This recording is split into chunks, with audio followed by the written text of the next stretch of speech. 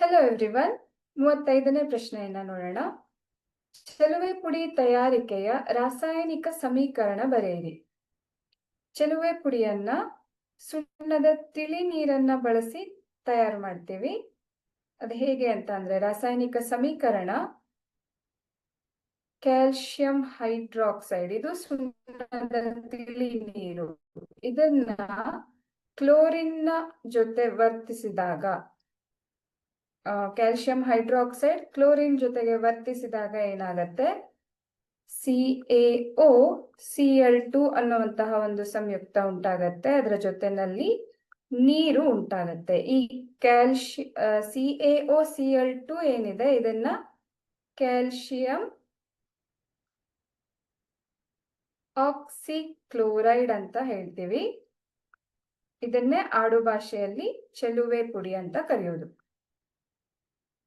Calcium oxychloride.